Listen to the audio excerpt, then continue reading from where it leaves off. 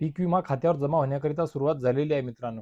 तर हो शेतकरी मित्रांनो, कोणता पीक विमा खात्यावर जमा होण्याकरिता सुरुवात झालेली आहे, कोठे, कोणत्या भागामध्ये हा पीक विमा जमा होण्याकरिता सुरुवात झालेली आहे, कशाचा आहे, कधीचा आहे, या संदर्भात आपण या व्हिडिओच्या माध्यमातून ही एक गोड, दिलासादायक, महत्त्वपूर्ण अपडेट जी आहे जी शेतकरी बांधवांपर्यंत पोहोचवण्याचा प्रयत्न करत आहे मित्रांनो. तर मित्र व्हिडिओला कुठेही स्किप न करता शेवटपर्यंत पाहण्याचा प्रयत्न करा. व्हिडिओ छोटाच असणार आहे, जास्त मोठा नसणार आहे. तर मित्र तेल्हारा तालुक्यामध्ये तेल्हारा तालुक्यातील आसपासच्या काही गावांमध्ये जो हवामान आधारित वेदर बेस जो पीक विमा होता तो रखडलेला होता आणि जो म्हणजे खऱ्या अर्थाने आता मिळण्याला विलंब सुद्धा झालेला आहे. या अगोदर सुद्धा मिळायला हवा होता, परंतु अखेर आता आज त्या पीक विम्याची शेतकऱ्यांच्या खात्यावर जमा होण्याकरिता सुरुवात झालेली आहे मित्रांनो. तर मित्र हा व्हिडिओ नक्कीच तेल्हारा तालुक्यातील त्या 4-2 गावातील शेतकऱ्यांपर्यंत पोहोचल्याच्या नंतर त्या गावातील कोणत्या शेतकऱ्याला फळपीक विमा मिळाला किंवा कोणत्या शेतकऱ्याला ज्या शेतकऱ्याला फळपीक विमा नाही मिळाला त्यांनी सुद्धा त्यांची प्रतिक्रिया कमेंट बॉक्समध्ये नक्कीच कळवा आणि तेल्हारा तालुक्यातील त्या भागातील इतर त्या गावातील ज्या शेतकरी बांधवांना पीक विमा सध्या जमा होत आहे, आज जमा होत आहे, त्या बांधवांपर्यंत जर हा व्हिडिओ पोहोचला तर नक्कीच त्या बांधवांनी सुद्धा या व्हिडिओच्या खाली कमेंट बॉक्समध्ये नक्कीच कळवा मित्रांनो की तुम्हाला जमा झालेला आहे किंवा नाही तुमचा तालुका आणि गाव सुद्धा अकोला जिल्ह्यातील तेल्हारा तालुक्यामध्ये आसपासच्या गावांमध्ये हा पीक विमा जमा होण्याकरिता सुद्धा सुरुवात झालेली आहे. आत्ताची सर्वात महत्त्वपूर्ण अपडेट आहे जो रखडलेला होता खूप दिवसापासूनचा.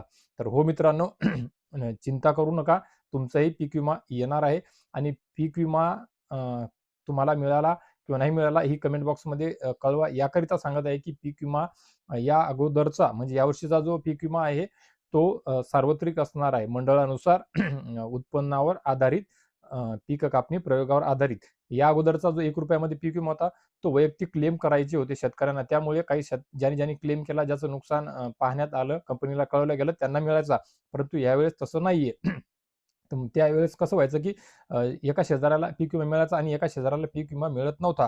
त्यामुळे या अगोदर जेव्हा वेळोवेळी पीक विम्यासंदर्भात अपडेट आले आम्ही पोहोचवल्या त्यावेळेस असंच झालं की एका गावात, एका मंडळात, एका सज्जामध्ये, तालुक्यामध्ये, जिल्ह्यामध्ये काही शेतकऱ्यांना पीक विमा आला, काही शेतकऱ्यांना पीक विमा नाही आला. ज्यांनी एकाच दिवशी तक्रारी केलेल्या होत्या, कंप्लेंट केलेल्या होत्या, तरी सुद्धा असा भेदभाव का झाला? त्यामुळे ज्याला नाही आला तो असं म्हणायचा शेतकरी कमेंट बॉक्समध्ये त्याचा रोष दर्शवायचा की तुम्ही खोटं बोलता, खोटी माहिती देता, खोटी अपडेट देता. कारण की सोशल मीडियामध्ये तेवढे व्हिडिओ खूप मोठ्या प्रमाणामध्ये असतात. त्यामुळे जर कोणी माहिती दिली तरी सुद्धा ती शेतकऱ्यांना विश्वासार्ह वाटत नाहीये मित्रांनो. त्याकरिता काही शेतकरी बांधवांनी आपल्या इतर शेतकरी बांधवांना विश्वासार्हता वाटावी, त्यांना सुद्धा कळावं याकरिता नक्कीच तेल्हारा तालुक्यातील त्या भागातील ज्या शेतकऱ्यांना आत्ता सध्या पीक विमा पडला, जमा झाला त्या शेतकरी बांधवांनी नक्कीच त्यांच्या नाव, गावा, तालुक्या, मंडळासहित त्यांना फळपीक विमा मिळाला संदर्भात नक्कीच होकार दर्शवायचा आहे कमेंट बॉक्समध्ये, जेणेकरून इतर शेतकऱ्यांना सुद्धा ती कुठे ना कुठे मदत होईल, अपडेट मिळेल मित्रांनो. आणि राहिलं आपल्या 2025च्या संदर्भातला खूप मोठ्या प्रमाणामध्ये आजही विचारल्या जात आहे.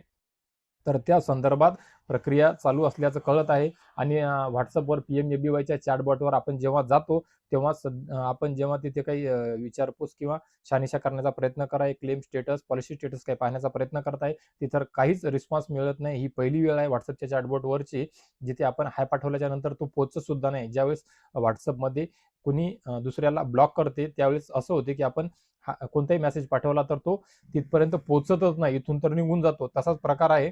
परंतु सर्व शेतकरी बांधवांपर्यंत सोबत तसं होतं. याचा अर्थ सर्वांना काही PMABYच्या चॅटबॉटवर ब्लॉक केलेलं नाहीये. परंतु 100% तांत्रिक अडचणी आहेत. हे आता 100% शिक्कामोर्तब झालेलं आहे. त्यामुळे अजून काही काळ, काही वेळ पाहावं लागेल. तरी सुद्धा हरकत नाही. 2025च्या पीक विम्यासंदर्भात कुठलीही काही अपडेट आली तर नक्कीच विश्वासार्ह पक्की माहिती घेतल्याच्या नंतरच तुमच्यापर्यंत पोहोचवण्यात येईल मित्रांनो.